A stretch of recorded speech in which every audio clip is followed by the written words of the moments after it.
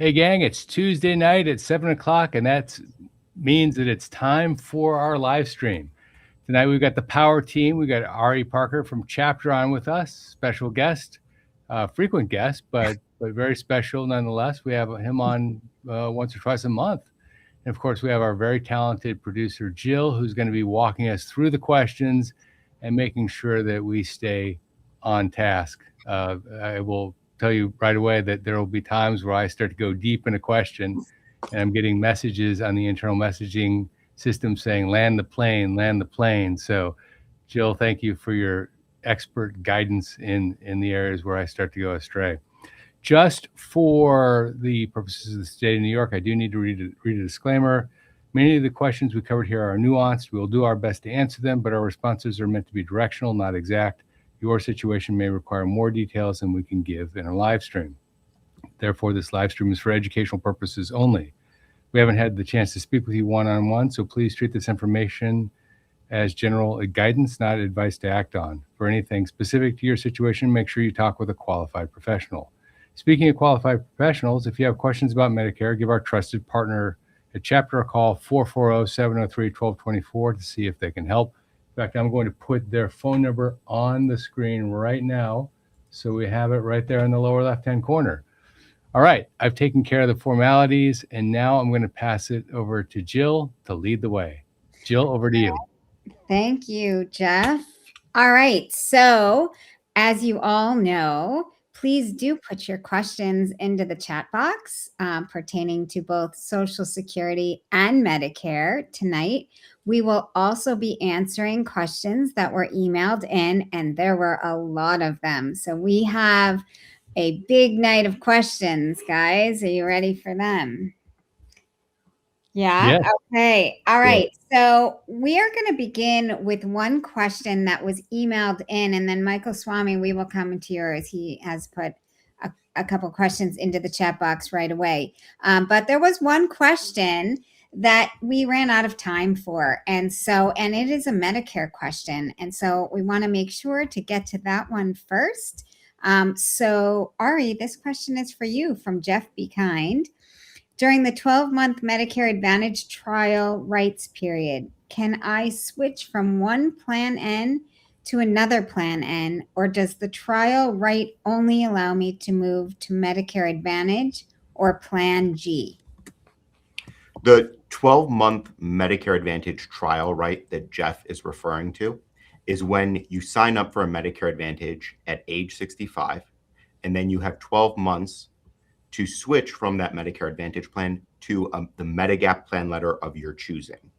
So if you started with a Medicare Advantage plan, you don't like it, you can use that 12-month window to switch to another Medicare, to switch from your Medicare Advantage plan to Medicare Supplement plan. And it's a perfectly valid strategy. Now, you mentioned going from Plan N to Plan N. You can shop your Medicare Supplement plan at any time once you're already on it. What that Medicare Advantage trial right allows you to do is it allows you to get a Medicare Supplement plan in the first place without any questions about your health history. All right, great. So now we have a Social Security question from Michael Swami. My spouse is planning to apply for Social Security with a June 1 start date.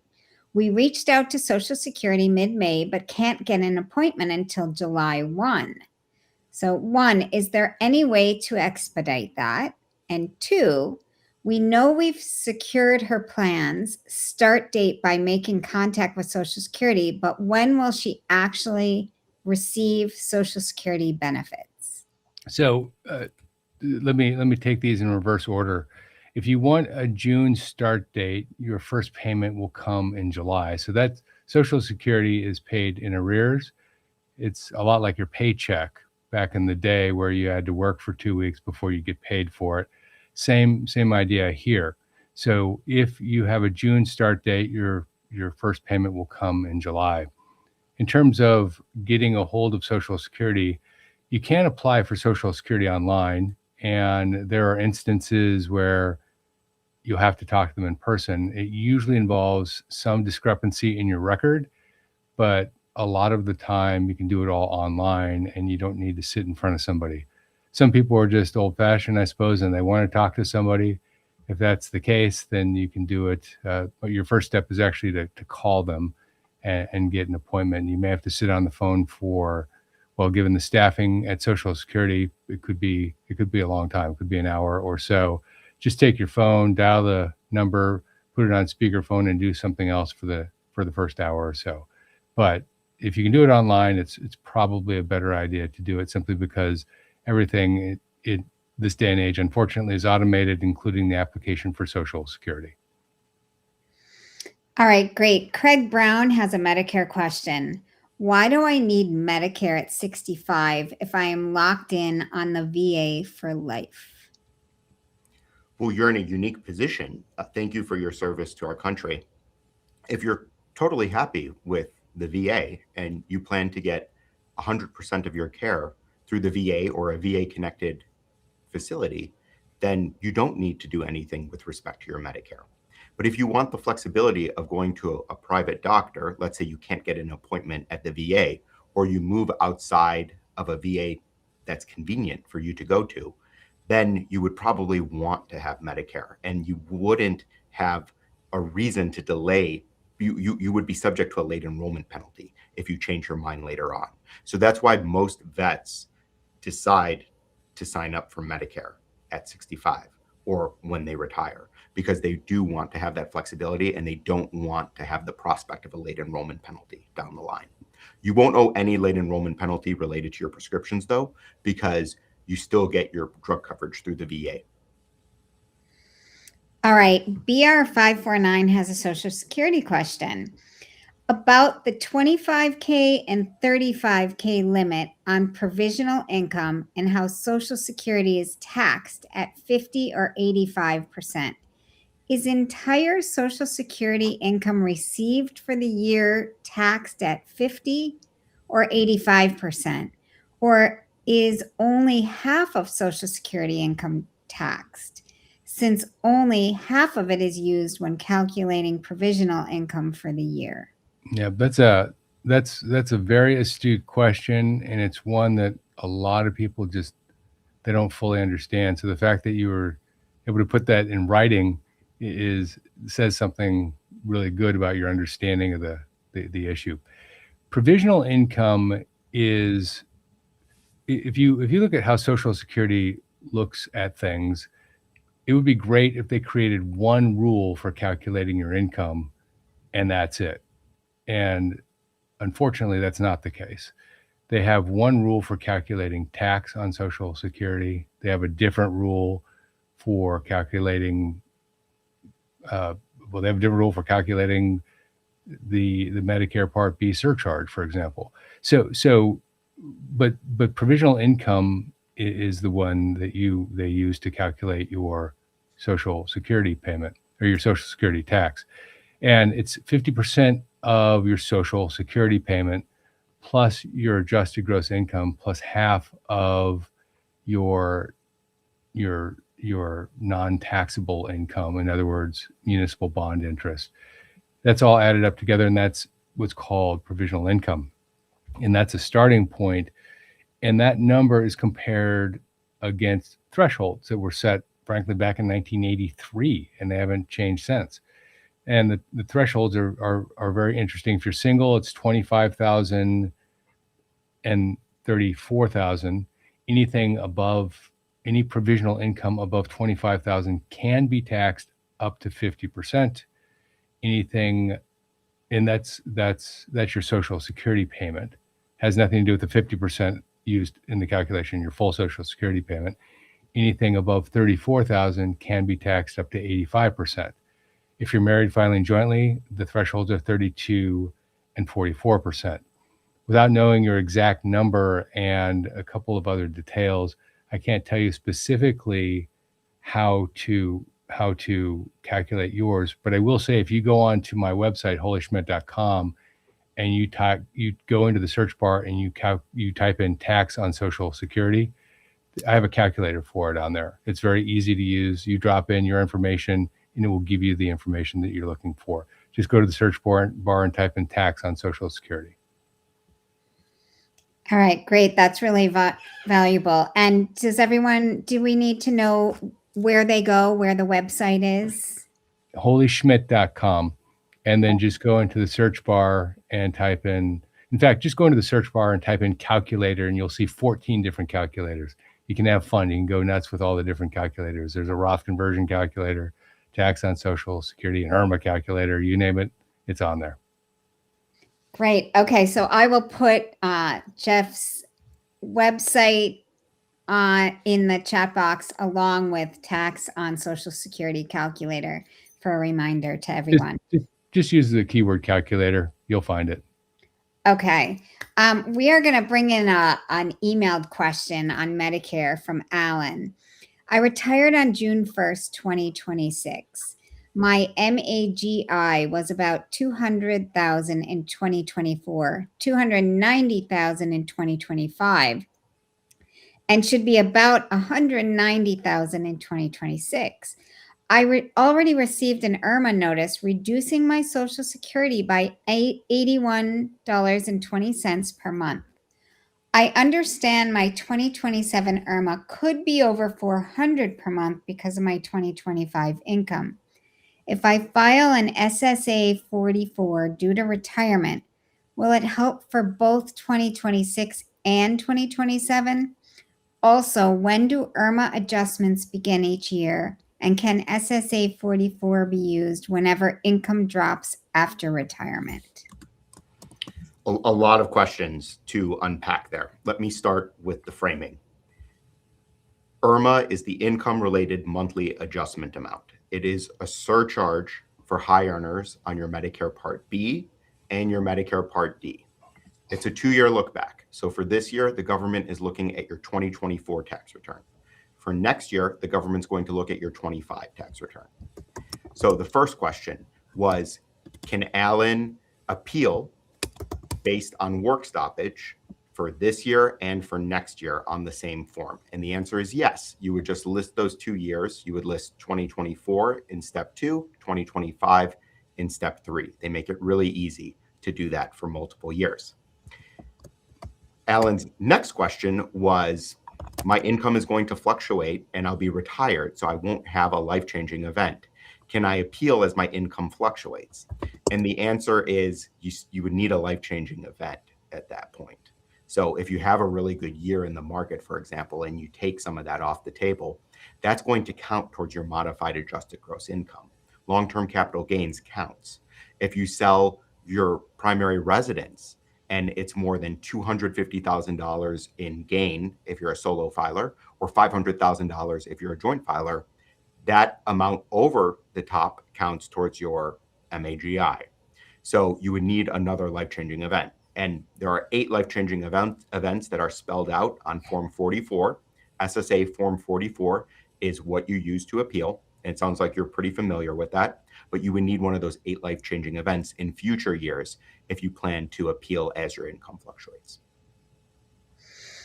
All right, Jason J. Marchi has a Social Security question. I am now hearing that without Congress acting, Social Security will be cut in 2032 by 24% and then 28% each year from 2033 to 2036. Why are such big cuts being mentioned by people like Joe Rogan? So there are some things to think about here. It's a question we cover on almost every live stream, and we've been in this situation before. In fact, there have been over a dozen major amendments to the Social Security Act of 1935. One was in 1983, and in 1983, the U.S. was within 2 months of running out of excess in the Social Security Trust, and there were going to be cuts similar to what you're talking about right now. Same situation, but a smaller population. And the population, by the way, is the driver of this. Population growth has slowed. If you went back to the 50s and 60s, there were families that were having 3 and 4 kids. You move into the 70s and 80s, it was 2.1, and now it might be 1.9. So what funds current Social Security is a worker's payment into the system. So it's you pay in and it's used by the retirees. So what Joe Rogan's saying and others is that if nothing's done by 2032, the amount of surplus in Social Security will be down to zero, and then it's going to be money in, money out. Now, do I think that's likely? I don't think it's likely at all. I can't control the actual outcome, but I want you to think about this for a second. In 1983, if nothing was done, you have a whole host of retirees, and it might have been 25 million at the time, who would have had their payment cut. Now, the order of magnitude we're talking about here, and it's 24%, it's 28%, it's 2032, it's 2033. It depends on the data set. Imagine what happens if nothing is done in 2032. 57 million people will have their Social Security payment cut by 24 to 28%. What's the very next thing that happens? You have people calling their kids saying, I'm moving home. You have other people that can't afford to pay their rent and they're living on the street. I think it's highly unlikely that that's going to happen. I think what's more likely is that we'll see something very similar to what happened in 1983. In 1983, the Social Security tax went from 5.4% to 6.2%. So it was an 0.8% increase. That solved the immediate funding problem, but they also had to manage the fact that population was continuing to slow, and they're pretty good at calculating what population slowage looks like. And so they had to deal with that. So they put in an increase in full retirement age. It was 65 in 1983, and they needed it to move out to 67 by 2027. So for the next 18 years, they did nothing. And then in 2020, the next 17 years, they did nothing. They slowly started moving full retirement age out by 1 month per year. So it was 65 in 1 month and then 65 in 2 months. And that's how they dealt with the issue that we're talking about here. Ironically, the Social Security Trust had its maximum surplus in 2020. And so it was something like $2.9 trillion. It was a huge number, and it's slowly coming down. But the reason you're not hearing about it is because everybody on this live stream call is keenly focused on this issue. But this is a different Congress. It's not the current Congress. Everybody who's sitting in their seat now may or may not be in that seat when 2032 comes around. This will become a real issue that gets acted upon, my guess is, with the next president. And it's not a slight on governments. That's the way governments work. They deal with immediate problems now, and long range forecasting isn't necessarily part of the mix. But I will tell you, both Republicans and Democrats have said that so protecting Social Security is sacrosanct, and you can only imagine what would happen to an elected official if they decided not to deal with this as we approach 2032. But I do think it's going to be close to 2032 before the issue gets dealt with, unfortunately. All right. Great answer. Sheila has a Medicare question. Oh, Jill, very quickly, Wes asked a follow-up question in the chat related to IRMA.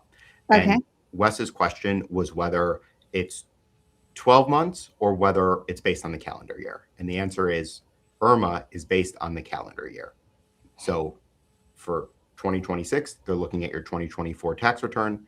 And if that number is over the threshold amounts, then you owe for 2026, and it gets downward adjusted based on your 2025 tax return for next year. So it's based on the calendar year. Okay. And now Sheila has a question for you as well. I just turned 64. Unfortunately, I will need to sell my house next year. When will I be able to apply for Medicare without a penalty?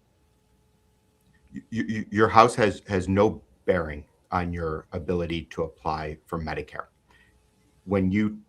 3 months before you turn 65 is when you can apply to enroll in Medicare. And as long as you do it the month before, 2 months before, or 3 months before you turn 65, then your Medicare is starting on the first of the month in which you turn 65. So don't sweat it about your house. Okay. The Phantom is asking a Social Security question. Understanding Roth conversion counts towards income for taxes and IRMA. If converting to Roth before retirement, does it count towards income to boost my Social Security payout when I do retire? No. So when you do a Roth conversion, that won't count towards the tax for Social Security. The reason is because the tax is paid at the time you earn it, and not when you convert it. I do like the name the Phantom. I think you should call it the Phantom of the Opera, but the Phantom is pretty good. All right. Marie Helene has a Medicare question. Why do I have to pay for Medicare if I won't use it? I don't use standard medicine and I will not take pharmaceuticals. I need dental, vision, chiropractic, and naturopath and natural medicine. I was told it was not available and I had to pay for Part B or be penalized. To me, it is government theft. That's for you, Ari. Why do I have to pay for Medicare? It is government theft. I see that. Yeah. Marie, you don't have to take Medicare. If someone said that you have to, they're wrong. And you can disenroll from Medicare using Form 1763. It's a one-page form. And you would just say that you no longer want Medicare Part B. You would return it to your local Social Security office, and then you would see that the deduction would be stopped from your Social Security check. There are trade-offs to consider. First, you're absolutely right that Medicare typically doesn't cover holistic medicine. And it's a real thorn in the side of people who want to see naturopaths like my mom or holistic practitioners. So what you may want to think about, though, is how will your health evolve 10, 15, 20 years down the road? If you're going to see specialists for, let's say, a kidney or something related to your heart, like a cardiologist, then you probably would want to have the option of Medicare and seeing that traditional doctor, because Medicare would undoubtedly cover your visit to the specialist or an outpatient procedure if you wanted to get one. But at that point, you would owe a late enrollment penalty. And you'd owe a late enrollment penalty of 10 to 15 years, which really adds up, because for each year that you're not on Medicare, that you should have been on Medicare, the government will assess a 10% late enrollment penalty. So if you go 10 years without Medicare, it's going to be 100%. So that Part B premium you see would double 10 years down the road if you change your mind. So just trade-offs to consider about what your future intentions are. You don't want to lock your future self into that onerous penalty. All right, Kevin, excuse me, Kevin Norris has a Social Security question. I want to start Social Security in the beginning of the year. How do they calculate my 2026 earnings if they haven't received the data yet? Would my benefit increase once they have it? If you want to start Social Security in 2027, they won't have your information for 2026, basically until you file your tax return. And so what ends up happening is they make an adjustment, usually in the fall, for the additional Social Security due to you. And it's a one-time adjustment. It's not something that they put off. It happens. It almost always happens in the fall. If they miss it in the fall, they'll catch up when they actually get to it. But this happens all the time, and it's something that they plan for. Unfortunately, like so many businesses, so many government agencies, the technology at Social Security isn't state of the art. Although, to be completely candid, it's getting a heck of a lot better. But them catching it at year end for a January 1 start date is it's not going to happen. But they do catch up, and they won't forget you. Don't worry. All right. An emailed question from Tim on Medicare. My wife recently immigrated to the US, is over age 67, and is waiting for her green card.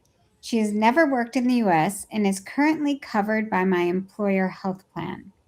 How will Medicare work for her when the time comes? And would she have to pay for Part A since she doesn't have US work credits?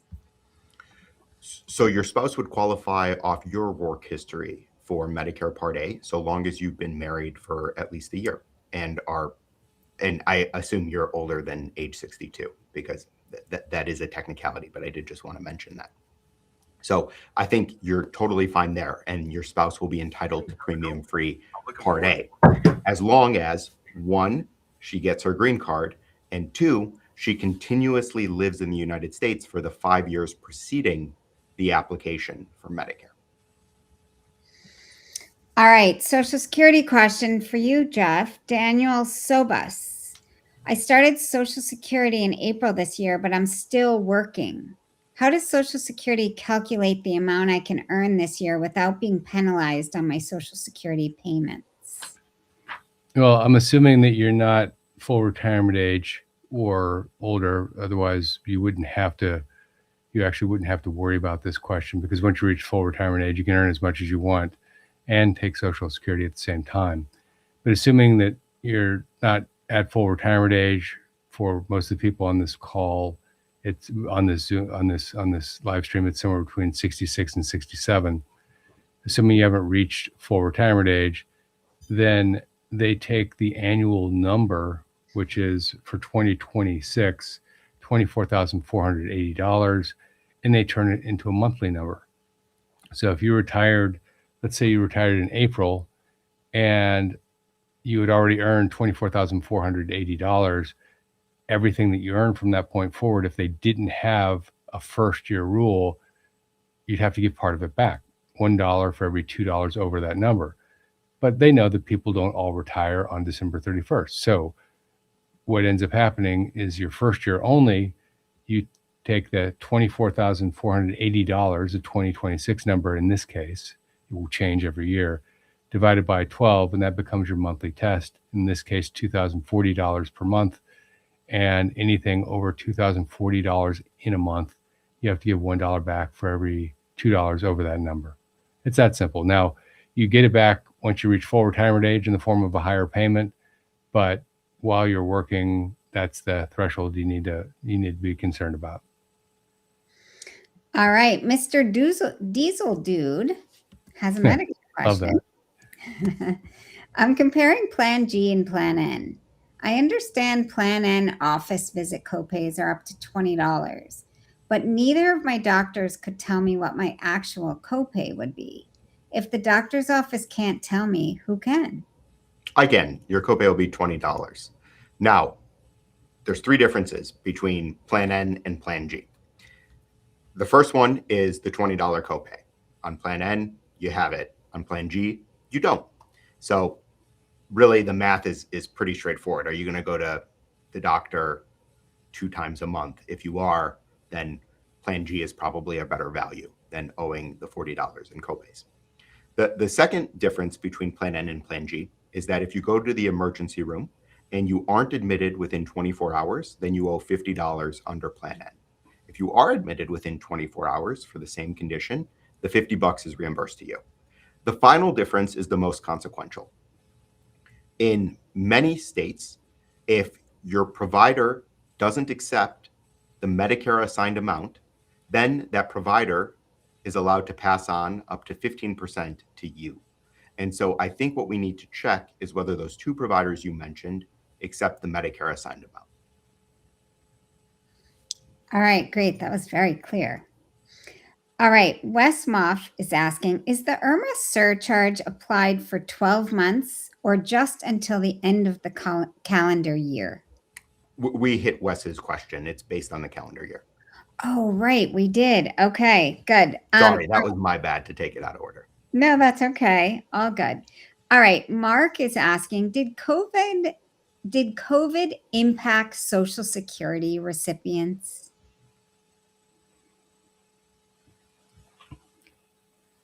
It depends on what you mean. There were deaths related to COVID, and deaths were largely skewed towards the older population. So I suppose if you look at it from that perspective, you could say that the survivor benefit probably peaked in 2020, 2021, and 2022. But outside of that, I can't really think of any other reason COVID would have affected social security recipients. Maybe people claimed earlier than they would have because they were laid off. I don't think the numbers actually show that, though. I think that because you can't start until you're 62, and so and approximately 40% of the population out there, somewhere between 35 and 40, start at 62. So I wouldn't think that would be the issue. I think the question is probably geared towards the survivor benefit, and there might have been more folks that were claiming the survivor benefit because their partner passed away due to COVID.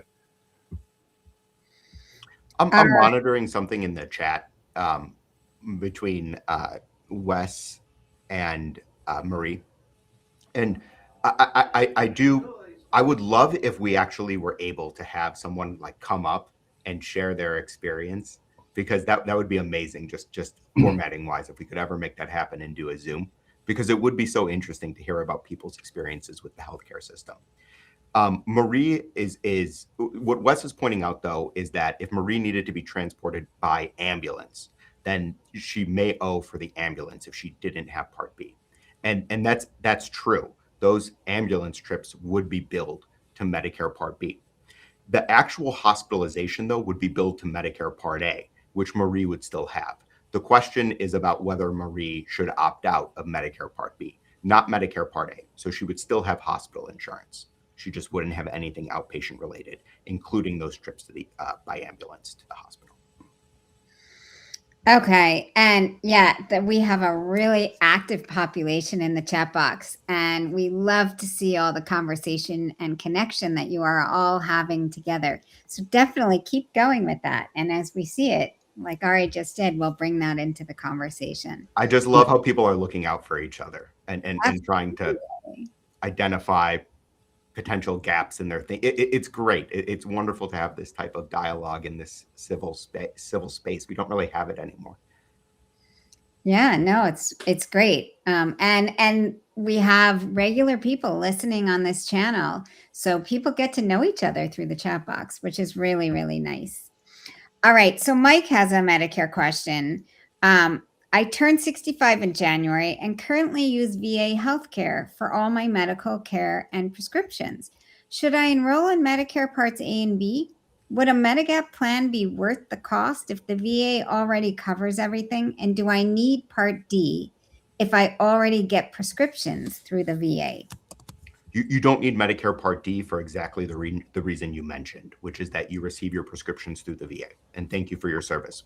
We actually have a lot of veterans that are asking questions today. This is awesome. Now, same considerations apply as to the question I answered in the first 10 minutes. Do you plan to get 100% of your care through the VA for the rest of your life? If you do, then you may not need to take Medicare Part B.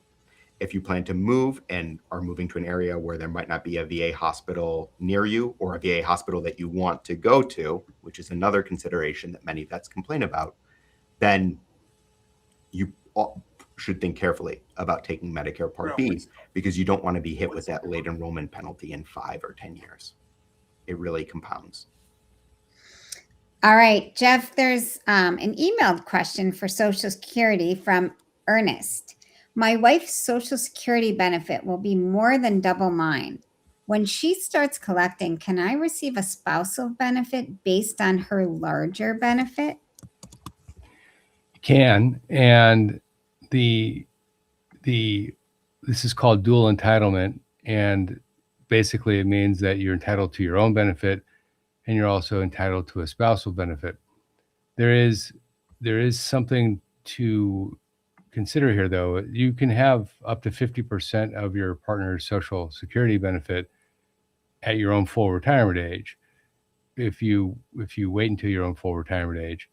But if you file for your own benefit early and then later claim the spousal benefit when she applies for Social Security, then the amount that you took early is a reduction in the amount of your spousal benefit later. So the example I always use is if you had $1,000, if you had your own benefit, it was $1,000 at full retirement age, and it was $700 at age 62, that $300 difference is, and you took it at age 62, that $300 difference is approximately what comes off the spousal benefit if you claim the spousal benefit at full retirement age. So it's not a clean shot if you take one and then switch to the other, but yes, you can do it. Okay, great. Let's move on to the next another Social Security question emailed in from Kimberly. My husband claims Social Security early and receives $1,307 per month. I'm considering claiming at 64 for about $1,996 per month instead of waiting until 67 for $2,555. Could my husband receive an increased benefit based on my higher Social Security record? And would my claiming age affect that? Well, if your payment at full retirement age is $2,552, the maximum Social Security payment your husband could get as a spouse would be half that. And so that's approximately $1,272.50. And he's already receiving $1,307. So there wouldn't be an advantage to taking the spousal benefit. In fact, because of the dual entitlement role, the dual entitlement rules, once you claim your Social Security, the SSA will give him the higher of his own benefit or the spousal benefit immediately. It's not even an option for him to wait on the spousal benefit.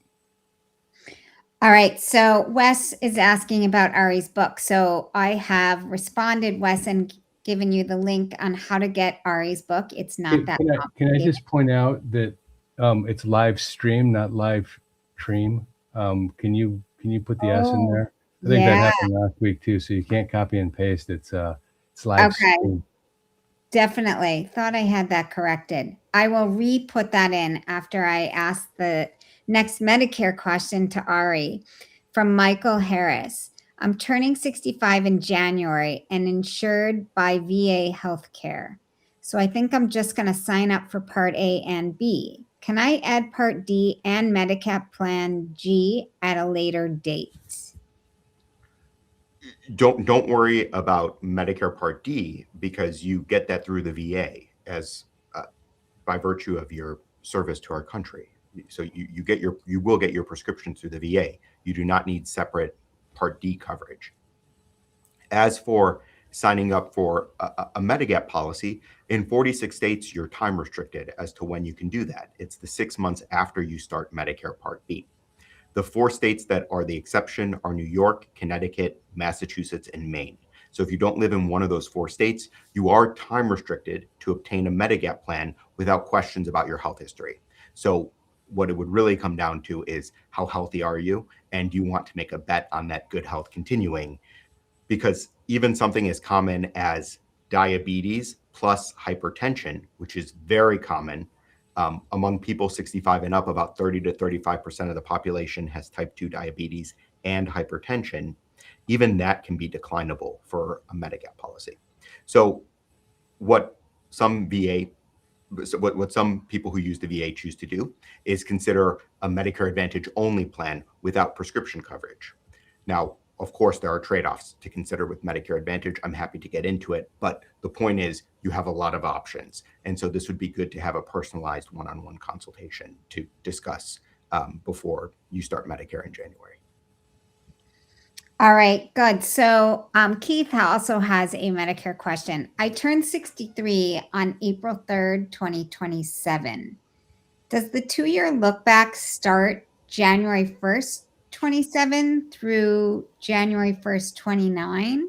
And how much can a married couple combined make to get A and B for $209 per month?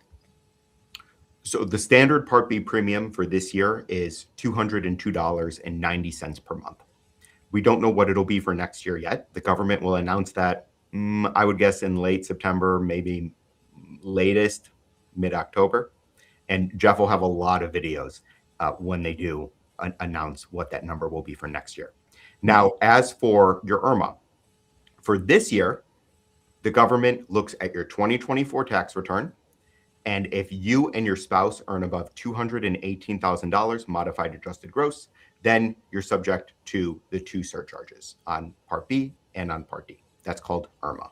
That's the government's loving acronym for it. We don't know what the table will be for next year. It'll probably be higher than $218,000. We just don't know what it'll be yet. And again, we will publish that chart as soon as it's announced. In terms of appealing, you'll only owe, if you start Medicare, Jill, when would this person turn 65? When are they? It says I turned 63 on April 3rd, 2027. I assume they meant 65, probably, right? Because the Medicare question. So it is a Medicare question, but yeah, it says I turned 63. They would, so in 2027, the government would look at your 2025 tax return, and you would only owe it, if you do owe it, for the months of April through the end of the year. And then for 2028, they'd look at your 2026 return, and so on and so forth. All right. Mark is asking a Bolden question. Are there experts in the Bolden software that can run my Roth conversion scenarios? Okay, so gang, just for compliance reasons, Bolden is an affiliate of ours. It's a wonderful company. We do a lot of business with them. It's the personal financial planning software that I personally use.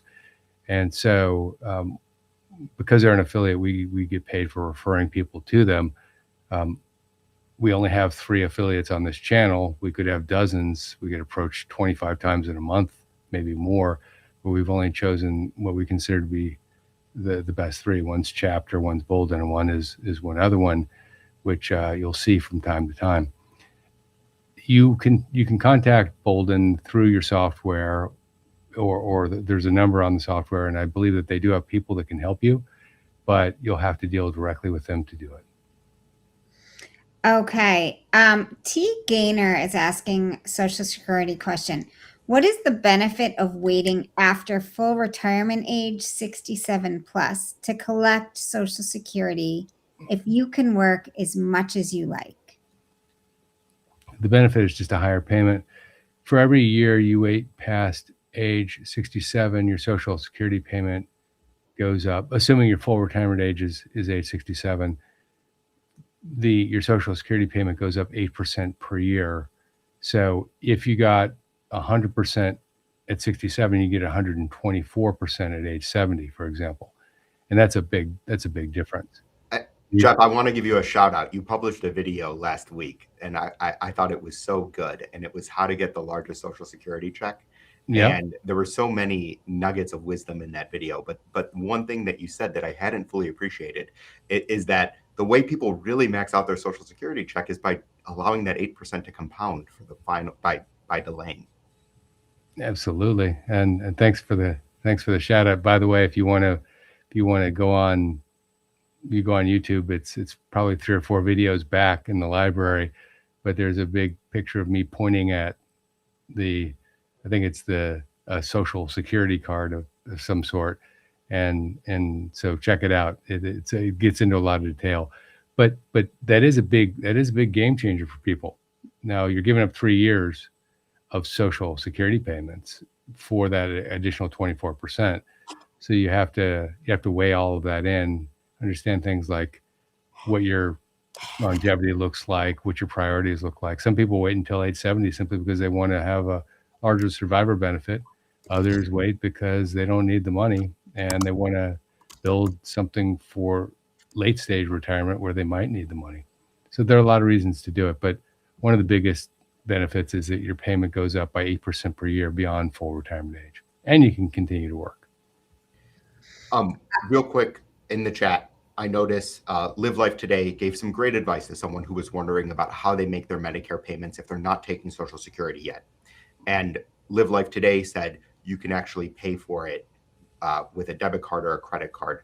You can also sign up for Medicare Easy Pay. It's really quick to do through your Medicare.gov account. And so that way you don't miss a payment if you opt into Medicare Easy Pay. It's auto pay for your Medicare premiums until you take Social Security. When you take Social Security, then your Medicare Part B premium is automatically deducted from your Social Security check. All right. And right above that comment, Jay Menard is asking a Medicare question. How do I pay for Medicare if I am not planning to receive Social Security till age 67? I apologize. This is exactly what I was, the back and forth.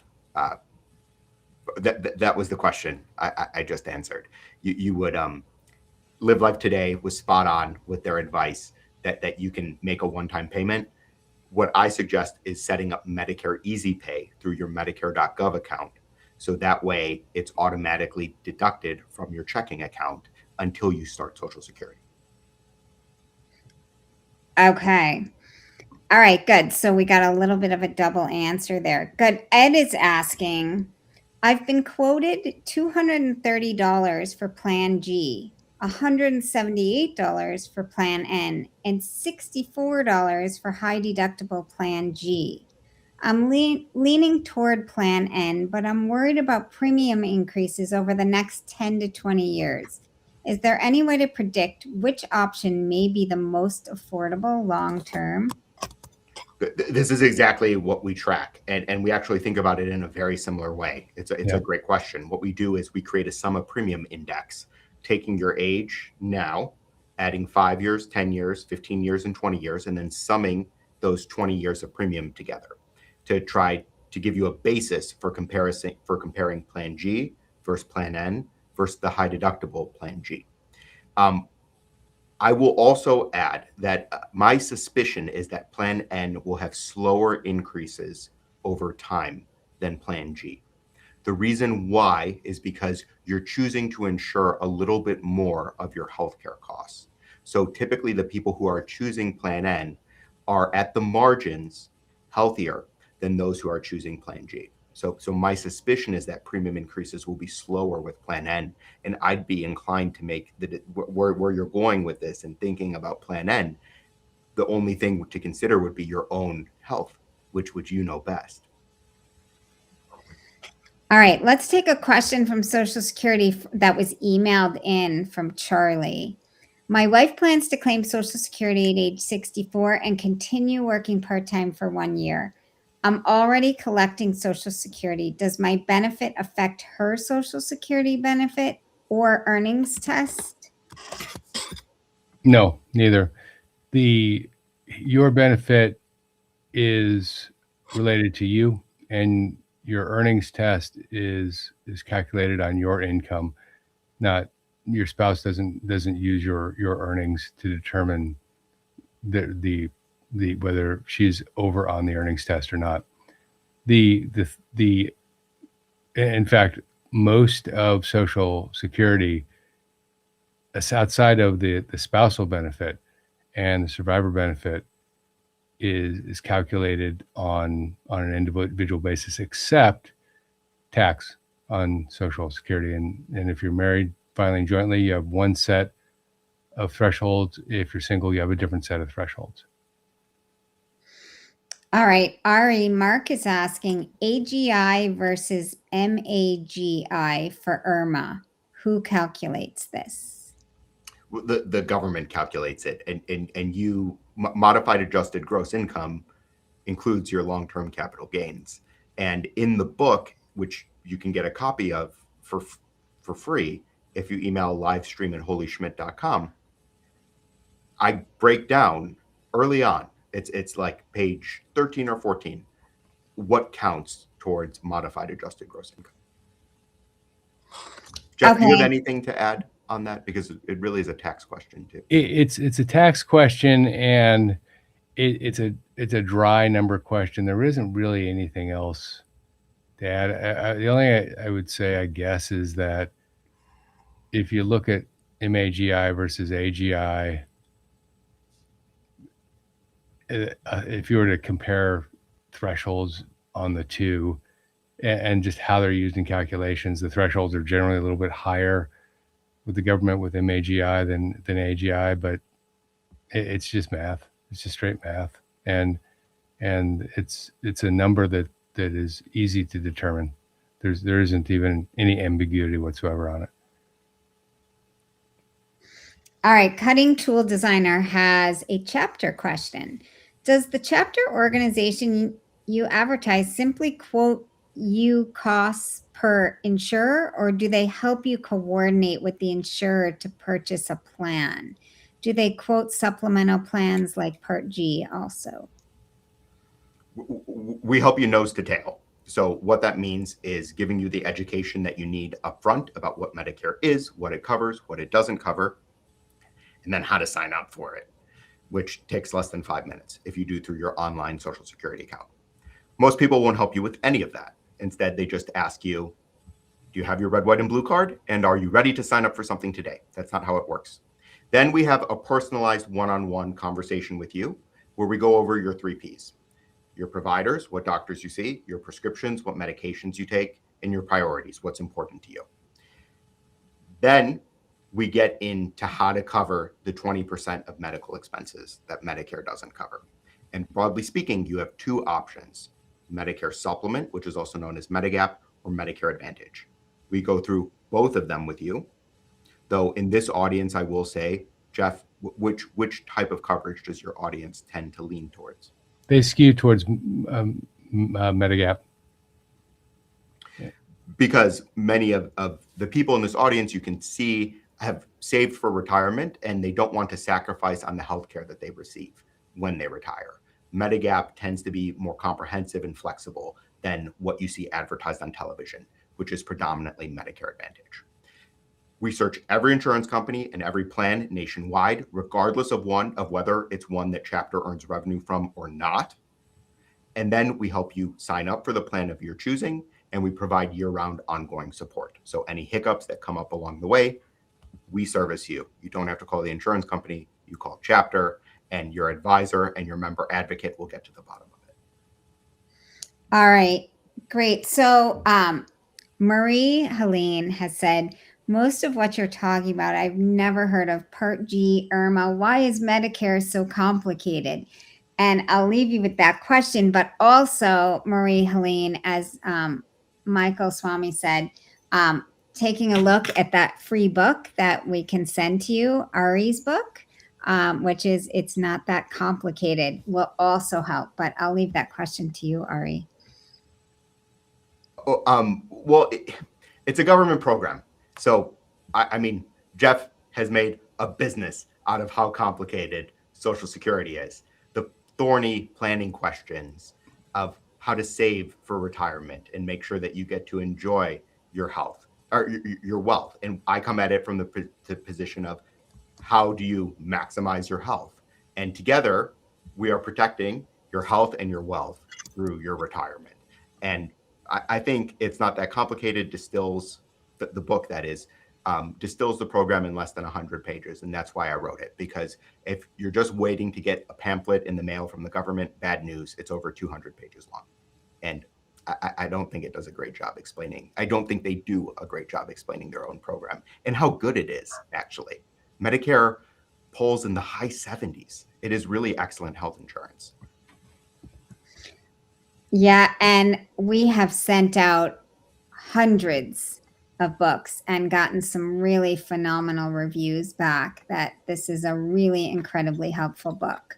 And just on this book, it's one, we send it out in batches, so we don't do them as they come in. Otherwise, we'd be sending out emails all day. So it was the first one of the first books that I read on Medicare. Actually, it might have been the first book I read on Medicare, and I've read it 4 or 5 times. And the data is just phenomenal. So, and it's absolutely free. Email livestream@holyschmidt.com.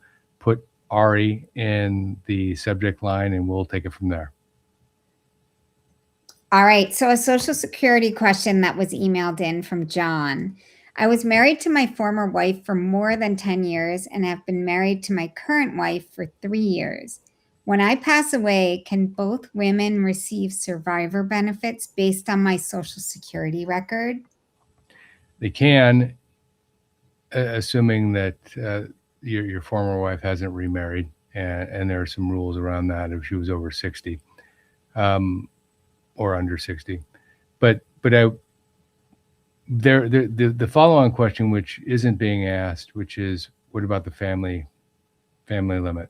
Because there is a family limit with Social Security, and it's somewhere between 150 and 175% of the primary insurance amount. And so you could have a real situation where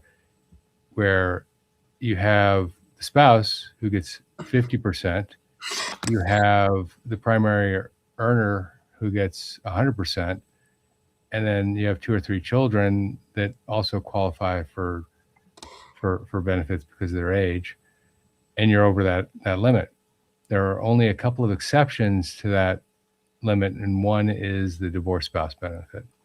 And so there is no limit. You have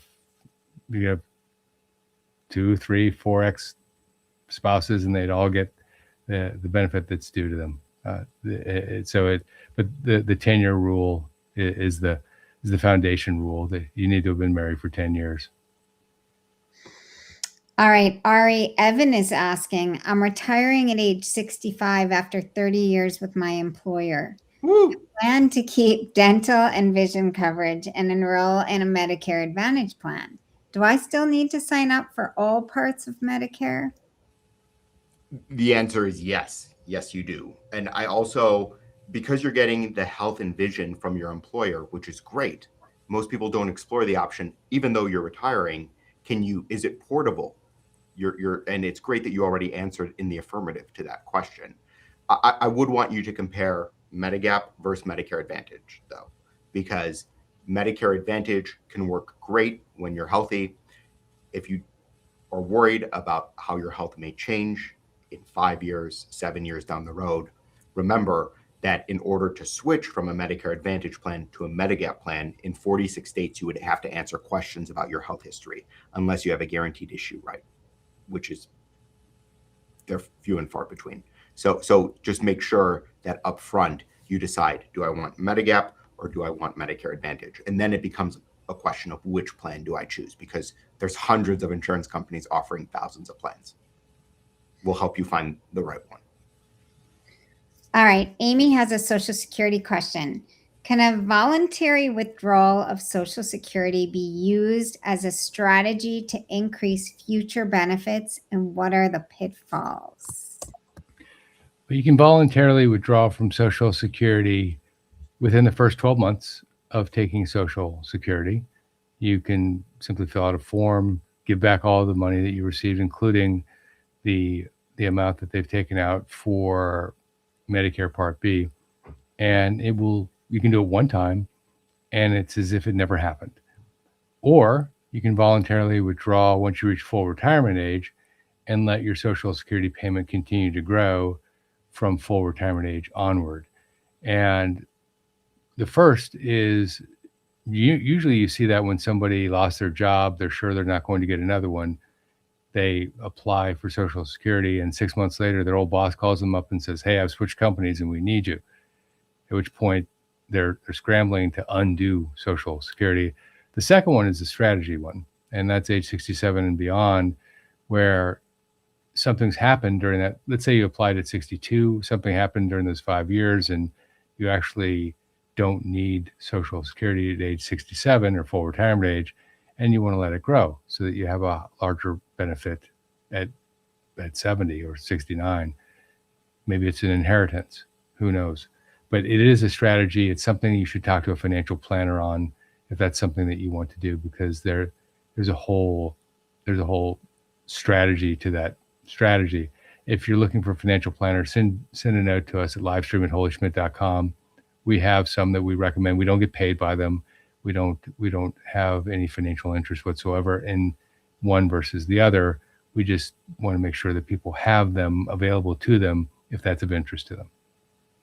All right, we are at the top of the hour. There's one more question for Medicare while we have Ari here with us from Jay Menard. I have FEHB and TRICARE. I am 64 and married, and my wife is 57. Which plan should I keep? Well, at 65, your TRICARE, first, TRICARE is for those who served our country for 20 years and are retired service members. So what you get at 65 is a $0 Medicare supplement plan from the Department of Defense. All you need to do is start your Medicare Part B. It is excellent insurance. And again, it's a $0 Medicare supplement plan, and you get drug coverage from the military as well. So I think you want that TRICARE for life. Now, as for your spouse, your spouse will be covered for the reasons you mentioned. You have other insurance options in order to take care of her until she reaches 65 and becomes eligible for TRICARE for life as well.